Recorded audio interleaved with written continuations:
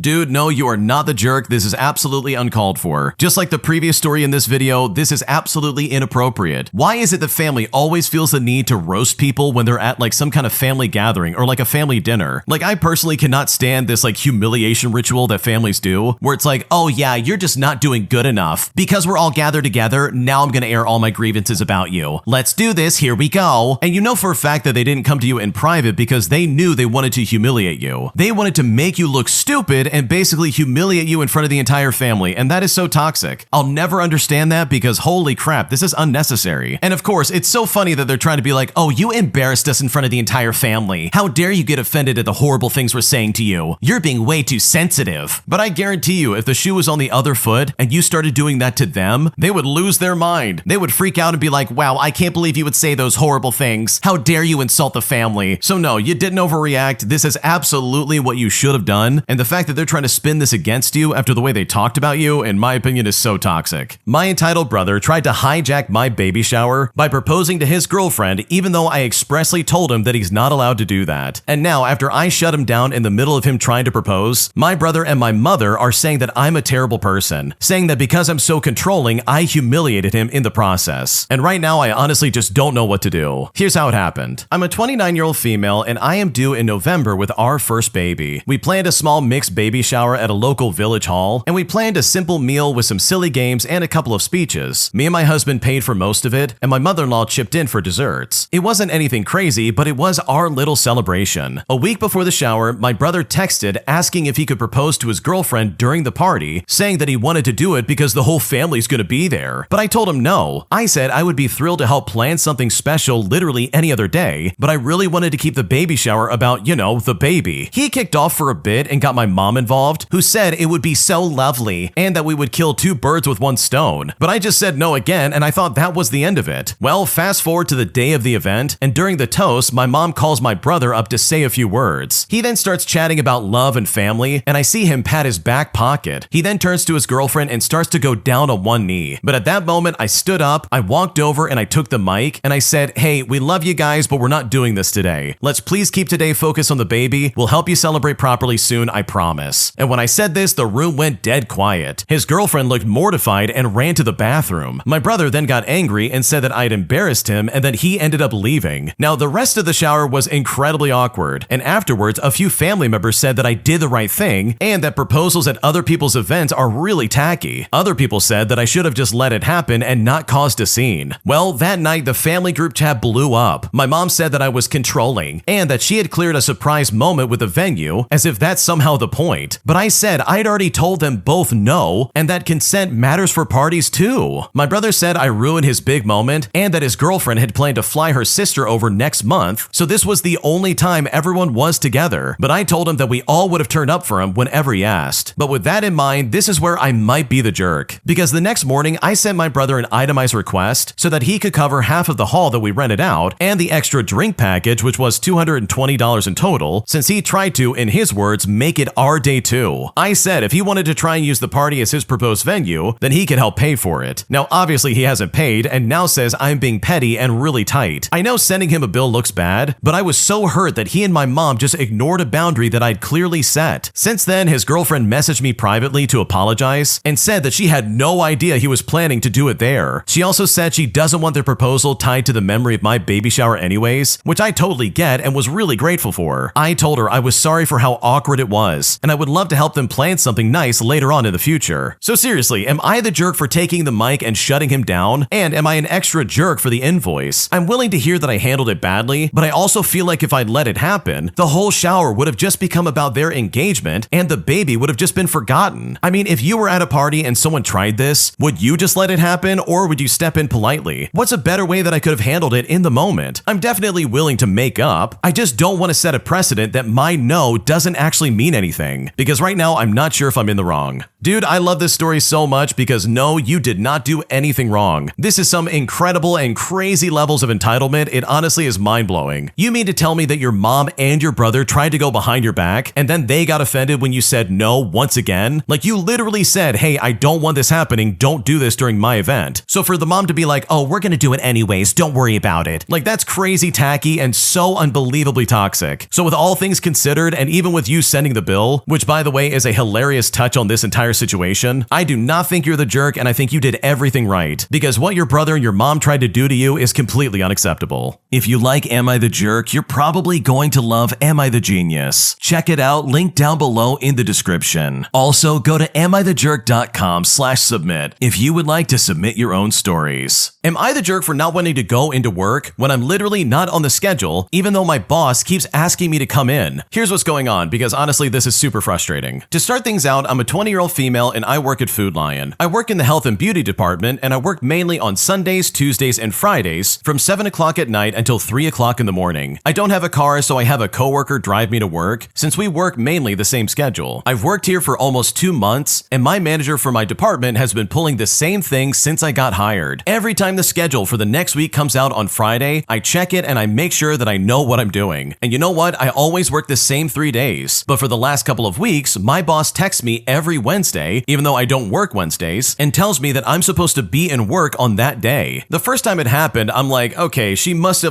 changed the schedule and didn't tell me. So I'll just go in and check it just in case. But when I do go in and I check it, I'm clearly not on there. She then swears up and down that she put me on, and I just shrug it off. It must have been a mistake or something like that. Well, the second time it happens, I'm not on the schedule for Wednesday, and I even check in with her to make sure it wasn't a mistake. And she said she didn't have the hours for me. Well, Wednesday rolls around and she tells me I'm supposed to be in that night. Well, today was the third time this happened, but I definitely checked the schedule on Friday and I made sure I wasn't on for Wednesday. And as you can probably guess, she sent me a text message and said, did you find a ride for tomorrow since your coworker isn't coming in? But I told her, look, I checked the schedule on Friday and it said I wasn't supposed to be in tomorrow, and my parents are out of town, so I don't have anyone to take me up there. When I said this, she starts swearing at me up and down that she put me on the schedule. So tonight when I go in, I'll check it out. If I do happen to be on the schedule, that means that she changed it and didn't tell me. And if that happened, then I will just politely tell her that if she changes my schedule, that she needs to tell me so I can check and confirm. If I'm not on the schedule, then I'm simply not going in. And since I'm not officially on the schedule, it won't count against me as a no-call, no-show. Now, it's important to note that she had been accused of stealing hours from her last person that worked before me, because she would ask them to come in when they're not on the schedule and then just wouldn't put the hours in correctly. So I don't want to go in and trust her with manually putting in my hours, because clearly she can't be trusted. And according to other managers, she very clearly doesn't communicate with her employees properly, which causes issues that could have been avoided in the first place. But I also don't want her to keep guilt-tripping me into coming in when clearly there's a pattern here that makes me feel uneasy. So am I the jerk here? Because at this point, I just don't know what to do.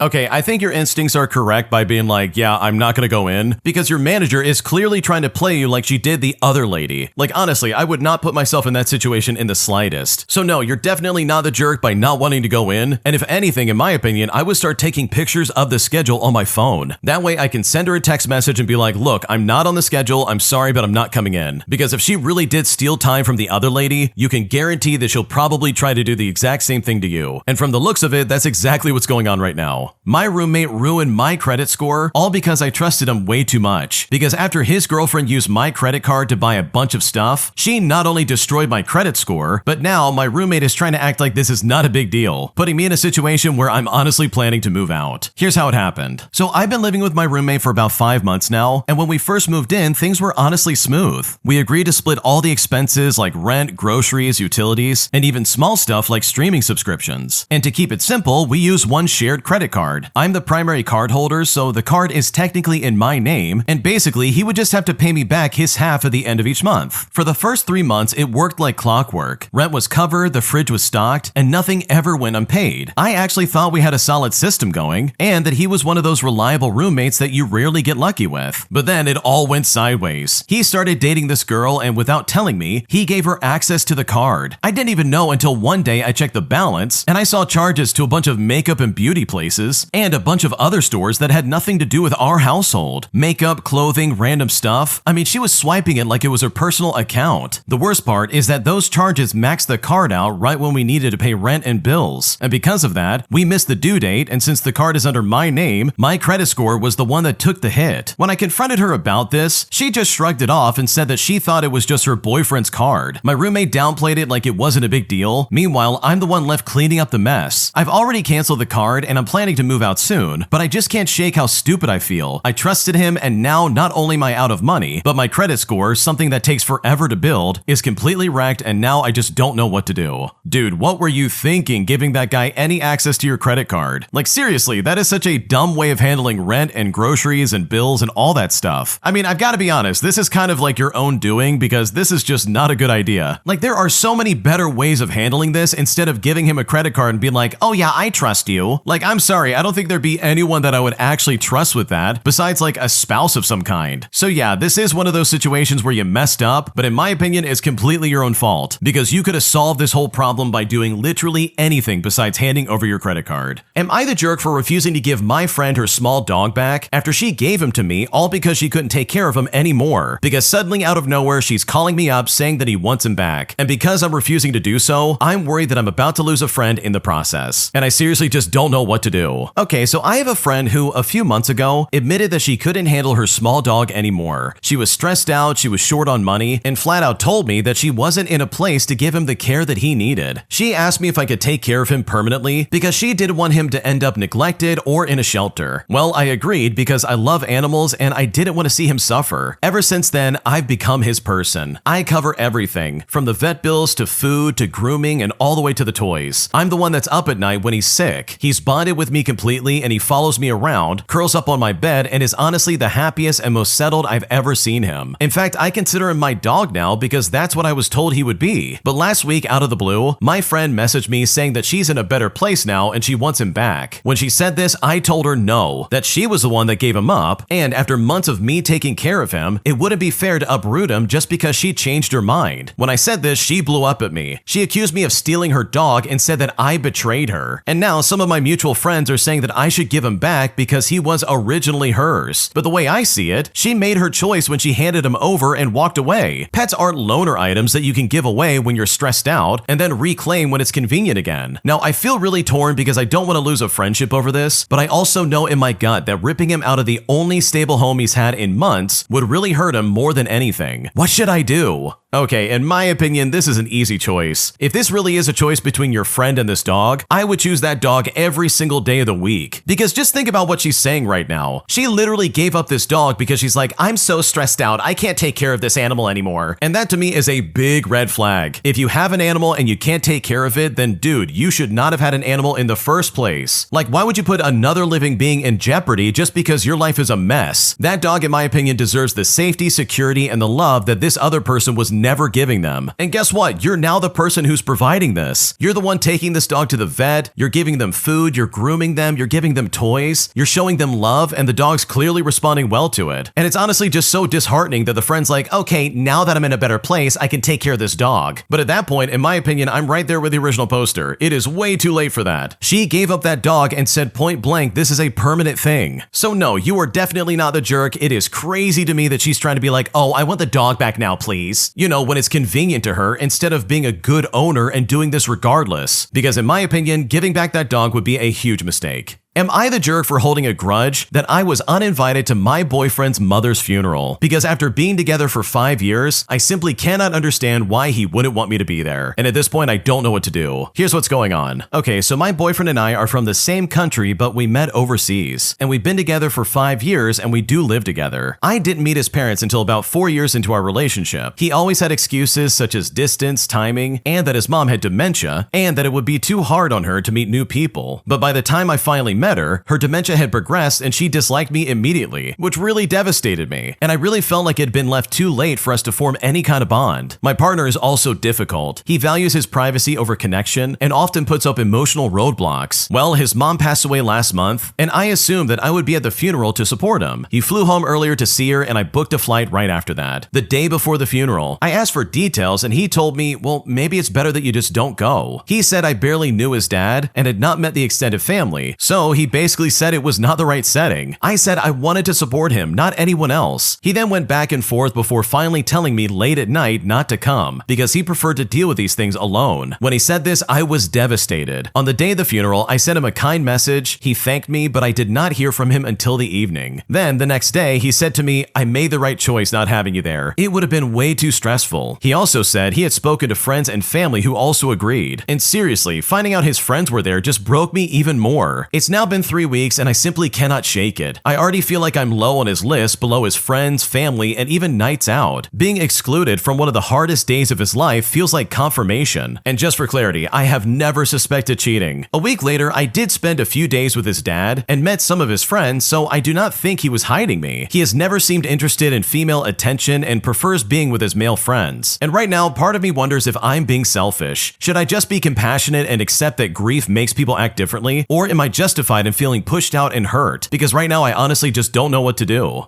Okay, honestly, this does kind of seem like a big red flag, and a lot of people in the comments section of this story feel the exact same way. Like, dude, you've been with this guy for what, 5 years? And he still has not introduced you to his family? I don't know about you, but that seems really sketchy. And it also seems like he's trying to keep you at arm's length away from his family in the first place. Because you've got it right. Going to a funeral and supporting your boyfriend is a good thing. Like, if I was in your shoes, I would do the same thing for my girlfriend. It doesn't matter what's going on or like who I have and haven't met. I would still want to stand by them and be like, look, I'm here to support you. So for him to be like, oh, it's better that you didn't go because it would have been too stressful. Like, that to me is so weird and just a little bit toxic. So no, you're not the jerk for holding a grudge, because I would be pretty pissed off as well. Because the way your boyfriend's acting, in my opinion, is kind of a big red flag. My boyfriend's family thinks that I'm bad for him, despite the fact that I'm trying to make the best moves for the both of us. Because right now, this entire situation is so frustrating that I seriously now just don't know what to do. Here's what's going on. So my partner and I have been dating for a little over a year now. The highs are high and the lows are very low. But on a baseline, we both confidently feel we're doing above average. We've been together for the entirety of our relationship. We were living together before we started dating and couldn't live separate due to financial reasons. We had a rocky period in the winter where I went through a series of personal traumas. His response was to prioritize taking care of me over seeing his friends and family, and this was very kind and devoted. But as time has passed, I recovered and I went into therapy, and yet he still stayed in his isolated ways. I've pushed him to go out, but he tells me that he doesn't want to. He would rather do stuff at home, even by himself, and that he's just too tired after work and all this other stuff. Our other rocky period was last month. I received a job offer that will take me across the country, and to keep it simple, my layoff had me accepting work that was barely letting me do more than scrape by, and this job will nearly triple my current salary and will actually let me get back into my field of work. Both my partner and I agree that this move is best for me. We then visited the town I will be moving to for a week, and it turns out that he likes it there, so we've been looking for jobs in his industry in that area as well. But here's the biggest issue with all of this. His family hates me. They are exceptionally tight-knit, and he is the youngest of 3. His mother growing up was exceptionally neglectful to him, and his father was an emotionally awful person to the whole house. As he grew up, in his words, his family viewed him as a source of labor, and he was scared to so much as speak on the phone with friends at home, lest his mother freak out on him. He struggles with being upfront and honest with me about things, to the point of him lying about lying in the first place. So every issue in the relationship gets vented out to his sister, who has in turn shared everything with his mother. He doesn't really come to me about issues until they hit a breaking point. Well, it hit a point in the winter where they were pushing him to move out. And you know what? He actually agreed. All of this was happening while I was begging him to know what was going wrong. I would point out patterns and acknowledge that what he said at home didn't match what he told others, and he would tell me that I was misreading things. But I come to find out his family was planning on moving him out and back home. Ultimately, he ended up staying with me, and for a while it seemed like things got better. But then I got my job offer and it messed things up all over again. He started lying and hiding things. Anytime I would call him out on it, he would then just tell me something about me that he didn't like. Now, he received a well-paying job offer in his field in the city that I'm moving to. And for comparison here, he works in a less than ideal job that pays the bills but not much more. He has accepted it and told his family, who have since accused me of being controlling, manipulative, and trying to defeat him in some way. And this is really hurtful because because these are things I told him about his mother. I am a highly sensitive person and I know that. I do worry that my mental health and perfectionism is getting in the way of this relationship, and when things get to me, they really get to me, and it takes me a while to come out of it. But I will say this is less frequent than the early stages of our relationship. I've told him before that it upsets me how his family's opinion of me is so low. I've never even met them, but honestly, I'm starting to think that maybe I'm the issue. I understand that they don't like me when they only are told the bad things about me, even though he swears that he tells them good stuff about me. But honestly, at this point, I don't know what to do, and I just don't know how to fix this situation. Okay, I've got to be completely honest. Like, your boyfriend is being really weird here. He not only can't think for himself, but he also at one point was like, oh, I'm gonna move out. My family has convinced me to do so. I gotta go. Like, dude, grow a backbone. What's going on right now? Like, I understand this guy had like a weird upbringing, but like, come on, dude. At some point, it's time to like stand up for yourself and like figure your own life out. Because as it looks right now, it just doesn't seem like he's doing that. So hopefully this works out for you, but honestly, if you want his family to like you, it's gonna have to start with your boyfriend and not you. Because if he's not saying good things about you, then there will probably be very little progress when it comes to figuring anything out. Am I the jerk for drunkenly ignoring my parents after my mom called me fat on my birthday? Because right now she's claiming that I mistreated her and even went as far as pretended to have a panic attack and going to the hospital, all because of the way I reacted to her terrible comments. Because right now I'm getting a lot of heat from my stepdad and I seriously just don't know what to do. Here's how it all went down. Okay, so my parents invited my partner and I on a holiday for my birthday. And you know what? They even paid for the room. And for reference, I haven't spent a birthday with them in years as I've been living abroad. I spent the last couple of weeks back home as my parents and I are traveling right now, and things with my mom were better than usual. I had been really trying hard to bond with her, teach her yoga, communicate with her my boundaries, help more than usual around the house, etc. For reference, she has a history of commenting on my weight way too much. She has her own weight traumas, but I'm not obese. I'm just a little bit overweight, if that. Well, fast forward and the night before my birthday, and we're all out having a nice time salsa dancing, waiting for midnight to come around. I then tell her I've lost my favorite orange skirt, and she responds by saying, oh, well, didn't you see how fat it made you look in your cousin's Instagram video? And when she said this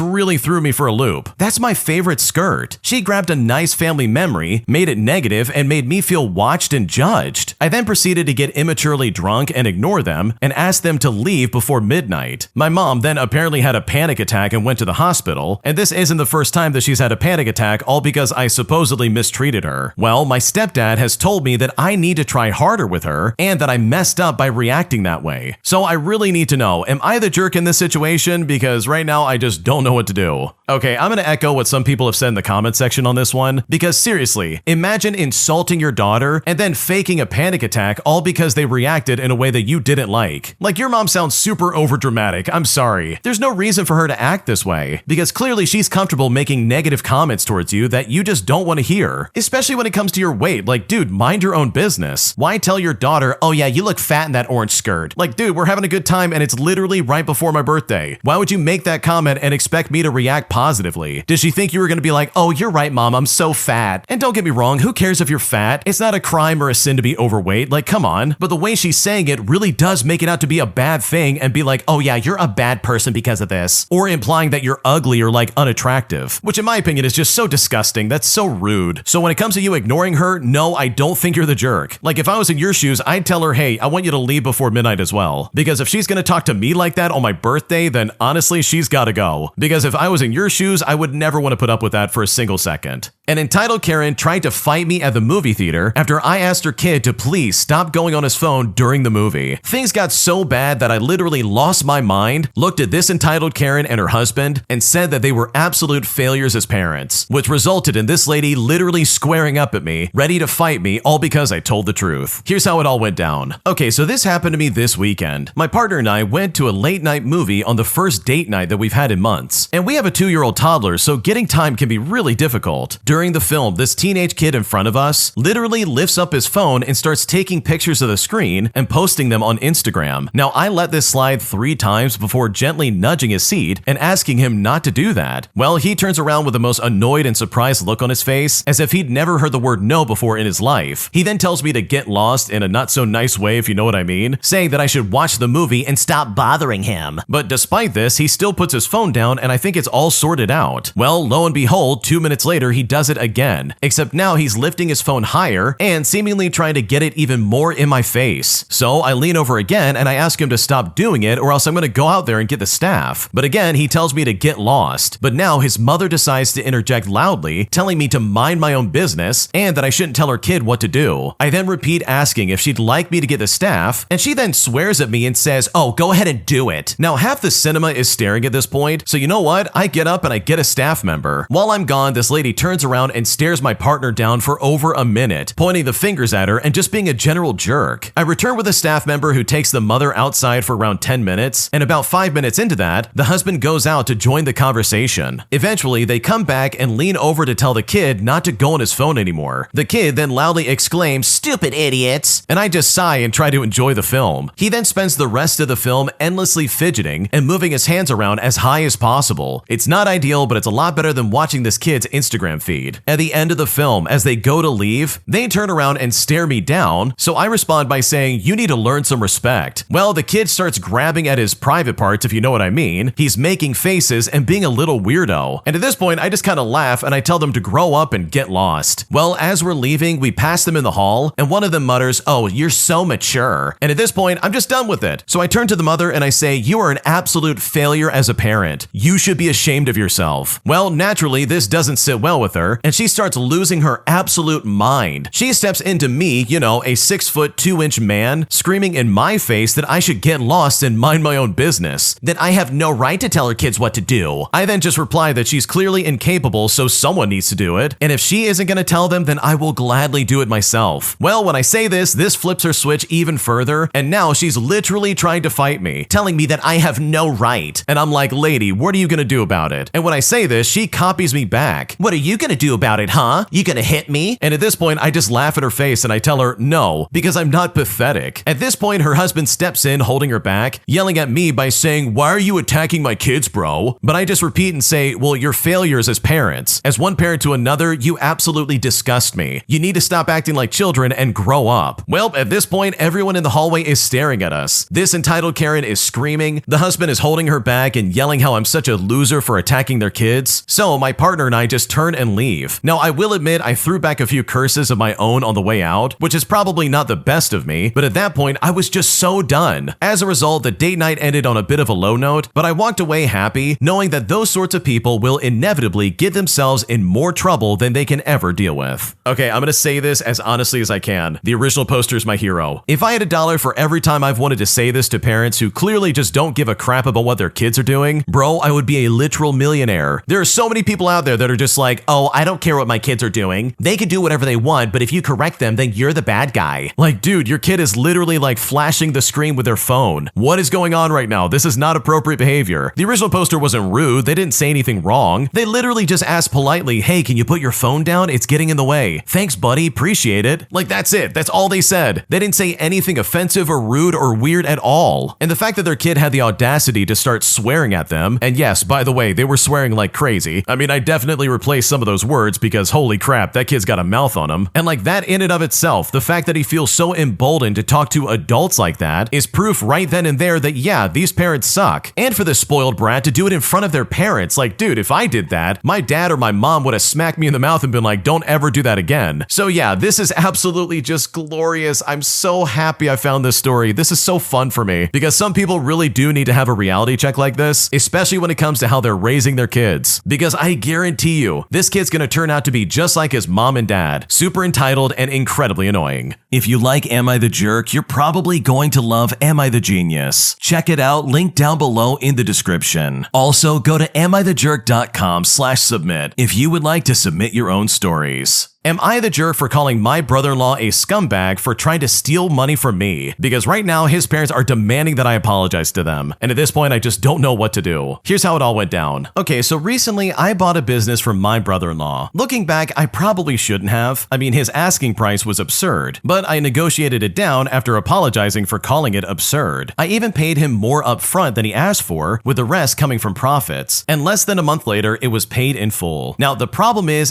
that it took him forever ever to transfer the credit deposits into my name, which by the way is his responsibility. During that time, money from the business was going into his bank account. I figured once it was all fixed, I'd just get the money from him and deposit it into my account, but boy was I wrong. For weeks, I kept working with him to transferring everything, but he would just give me vague responses like saying, "Oh yeah, the money's there." With an anniversary trip coming up and expenses due, I asked him to drop the money at my wife's office. Well, he ignored the text message, but eventually dropped some of it off. When I got the money, I found out that he kept most of it for interest and for backstock, which most of it was unusable. I then got angry and I called him a scumbag piece of crap. When I said this, he ran to his mother and father, who then demanded I apologize to them for insulting their son. They told me I'm no longer welcome in their home because, in their words, you don't do that to family, and they said they are done with me. So seriously, am I the jerk for what I said? Because this all seems incredibly crazy. Dude, it is so ironic to me that they're trying to be like, "Oh wow, you said something mean to my son. You don't do that to family. You're banned from the house." But like in that same vein of thought, he's literally been stealing money from you for how long? Like a few months now? I'm pretty sure that's a bigger deal than saying something mean to a family member. Like, what's going on right now? This is so stupid. So they literally are trying to be like, "Oh yeah, stealing's fine, but insulting our precious boy? Absolutely not." Like, this almost sounds like it would be a police matter, and I certainly am not qualified to make that call. But if someone's honestly dragging their feet on getting me the funds for a business I bought from them, then yeah, I'd be pretty pissed off and be like, "Okay, you can either fix this, or I can take this to the next level," which I guarantee that you just definitely don't want to have to deal with. So no, you're not the jerk for calling this guy a scumbag piece of crap. Because honestly, based on the way he's acting, and the way his parents probably coddle him and like protect him as much as possible, in my opinion proves that he's super immature and honestly is in need of correcting. Because this behavior is not only borderline illegal, but also incredibly toxic. Am I the jerk for refusing to tone down my wedding dress? All because my sister feels that I'm going to be overshadowing her in my own wedding photos. Because right now, my mom's saying that I should compromise for peace, even though I don't feel like I should change my dress simply because of my sister's insecurities. Here's what's happening. I'm a 27-year-old female and I'm getting married next spring, and my 25-year-old sister is my maid of honor. To put it plainly, she's been struggling with body image, and I've been nothing but supportive. Well, last week she asked to see my dress, and when I showed her, she went quiet and then said it was too revealing, and she was referencing the fact that my dress had a low back. She then asked if I would pick something less attention-grabbing because she doesn't want to be overshadowed in the photos. I told her gently that the wedding dress is about me and not her, and that I'm not changing it. But when I said that, she cried and said that I'm prioritizing vanity over her feelings. And now she's threatening to not even be in the bridal party. My fiance thinks that she's being unreasonable, but my mom says that I should compromise for peace. So am I the jerk for refusing to alter my dress for her insecurity? Because right now this seems incredibly crazy. Oh my gosh, your sister's so dumb. Are you kidding me right now? Like seriously, this is so stupid. First of all, of course you're not the jerk, because guess what? This is your wedding. Of course you're going to be overshadowing your sister. You're supposed to be the center of attention here. It's supposed to be attention grabbing, and it should be like the main thing people are looking at. She's just the maid of honor, dude. Like, what's going on? How can she seriously be offended by this and be like, "Wow, you're pulling attention away from me at your wedding"? Like, yeah, that's kind of the point, lady. Like, what are you talking about? You're not the main character of this wedding because you're not getting married today. That's me. I'm the main character here. So no, in my opinion, you absolutely should not compromise for peace. Like, screw that. Your mom's wrong. If she wants to act like a weirdo, then congratulations. Just don't be my bridal party and I'm still gonna get married, no problem. Because what they're asking is so dumb and completely uncalled for. Today, I got some petty revenge on an entitled jerk after he stole the last spot at a charging station that I desperately needed for my electric car. Here's how I did it. To start things out, my city has charger ports for electric cars in public lots. I can't install a charger for my car at my apartment building, so I rely on these public chargers for a hybrid car. When the program started, the parking spots had signs that read electric vehicles only, because if a gas-powered car takes the spot, the charger can't be used as the cords just don't go any further. Most cars blocking the spots could be reported to the police for towing, but certain entitled drivers of electric cars decided that these are their own personal parking spots pretty much no matter what. They wouldn't actually plug in to charge. I mean, they didn't even need the free electricity. They just think their car being electric gives them the equivalent of a handicap placard for a nicer spot. There's also no towing them since they obeyed the sign, and their car's electric, and trust me, it's always a Tesla doing this. One morning, I was driving up to a set of charger ports because the app on my phone said that one was free. While waiting at the nearby red light, I could see the spot was just taken and the driver was walking away. This guy wasn't even charging his Tesla, and I wouldn't be able to charge it even if I wanted to. I had no actual recourse to get the guy ticketed or towed like I could with a gas-powered car, so I waited about 20 minutes. Then I called the yoga studio he had walked into, which was right around the point when I figured his session had safely been going on for a while. I said to the woman picking up, "Hey, there's a person in your class that drives a black Tesla. There's a tow truck that's about to hitch the car up for blocking a charging spot. You should probably let them know immediately." And she was immensely grateful, like I'd just done this jerk a huge favor. Shortly after he came barreling out of the studio and around the corner to save his car, he saw that it was obviously fine. I then took pride knowing that I'd not only thrown off his yoga session, but that he was also responsible for interrupting the class for everyone else, and that they would all silently judge him in the process. And you know what? Sometimes when I need a pick-me-up, I like to think about how he went back to yoga, fuming that someone was screwing with him. Ever since then, the city realized that these drivers ruin things for everybody else, and they replace all the signs to say that electric vehicles are only allowed while they're charging. It's not the same joy as ruining yoga, but now I can just call the cops and get them ticketed for my petty revenge, which is something I do every single time I get the chance.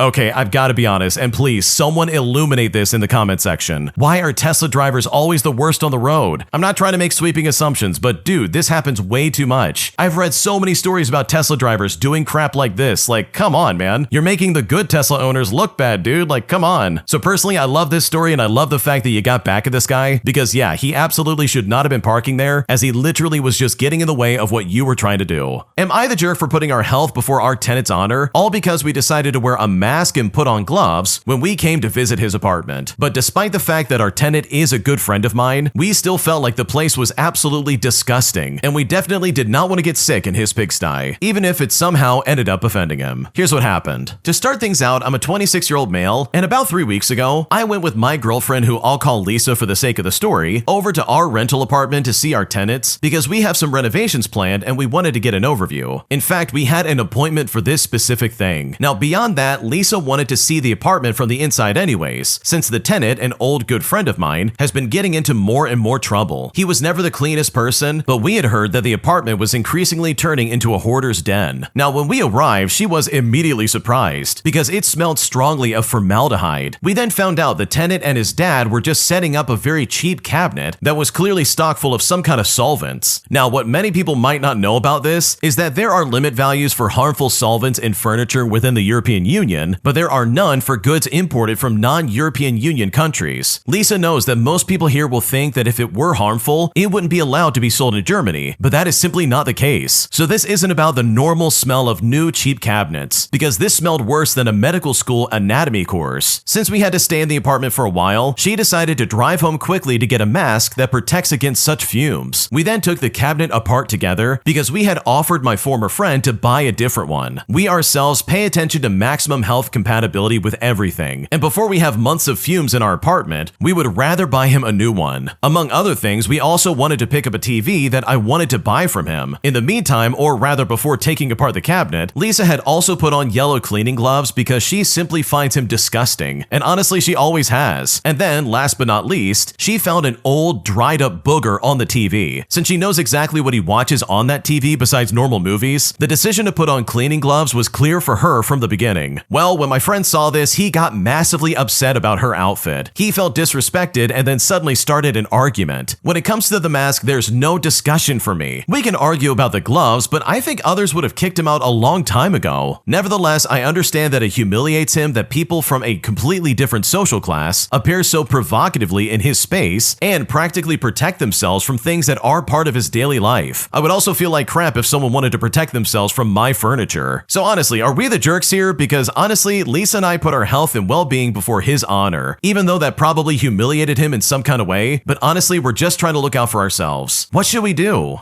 Okay, from the sounds of it, it seems like the original poster is putting it nicely by saying that, yeah, the apartment was a pigsty, and this guy is clearly like disgusting in some kind of way. So in my opinion, the instinct to put on a mask and gloves is completely justified. This guy doesn't sound like a good tenant at all. So I don't blame you guys for keeping yourselves protected, because from the sounds of it, this guy does not seem very clean at all. My entitled neighbor ran his garbage disposal every single night at 2 o'clock in the morning and at 6 o'clock sharp. And despite the fact that I tried to be a polite neighbor and asked them to please shut up, they decided to double down and be even louder, forcing me to get revenge against these people in a way they will never forget. Because once they went quiet after I decided to be way louder than they've ever been, I think the message finally came through that no, they can't make that kind of noise and not expect me to answer back, but even worse. Here's how I did it. Okay, so I moved into this apartment a few months back, and it's been pretty sweet for the most part. It's a quiet building and it has a decent location, but then about a month ago, a new tenant moved in right above me. Things were okay for a bit, but then this nightly thing thing started. Every single night, and I mean every single night, without fail at around 2 o'clock in the morning, and then again at 6 o'clock in the morning, they would start running their garbage disposal. And man, this thing sounded like a rock crusher trying to chew up a whole brick. It was loud enough to violently yank me out of my dead sleep every single time. But after a week of feeling like a zombie, I decided to be the polite, reasonable neighbor. I wrote a super friendly note, something that said, "Hey neighbor, welcome to the building. Just wanted to let you know your garbage disposal is pretty loud down here, especially in the late to early morning. Would you mind being a little more mindful with the noise?" I then taped it to their door and I felt pretty good about it. Now you might be wondering, did it work? Well, of course not. Not only did it not work, but a couple of nights later, it actually seemed louder than before, almost as if they were trying to make a point. And that's when I decided polite was absolutely overrated. I then decided to go online. I bought a small but powerful Bluetooth speaker, and I found the most ear-splitting, grating garbage disposal sound effect that I could find. And I'm talking seriously horrible, like actually dying machinery kind of noise. That night at around 3 o'clock in the morning, and I picked that time just to be extra petty, especially since they just did that to me about an hour prior, I waited for the building to go totally silent. Then I grabbed the speaker, found the spot on my ceiling directly under what I guess was their bedroom, and I taped that sucker right up there. I then hit play for my phone with the volume maxed out, and it was gloriously, horribly loud. The kind of sound that makes the whole floor vibrate. I then let it run for about 10 minutes, just enjoying the sweet sound of industrial grinding. Then I stopped it, left the speaker up, and repeated the process for the next 3 nights, always hitting exactly around 3 o'clock in the morning. It's one of those things that was just enough to be annoying without being a full-on war, and also hopefully making them wonder where in the world that noise was coming from. But magically, after the 4th night, the 2 o'clock in the morning and 6 o'clock in the morning garbage disposal ritual that my upstairs neighbors were clearly doing just completely stopped. It's been over a week now, and I haven't heard a peep from their disposal outside of normal daytime hours. They thought they had the right to make noise whenever they wanted, but it turns out so did I, and trust me, I did it much better than they did. Oh man, this is one of those stories that I wish I had the guts to do this, because knowing my luck, they would come down to like the front door and start screaming at me. And that's more than enough for me to have an anxiety attack, holy crap. Even the thought of that would be like, oh man, I don't want to do this, I regret this so much. I'm not brave enough to make this kind of like drastic decision. So to live vicariously through the original poster here is really satisfying, because the upstairs neighbor in this story absolutely deserved it.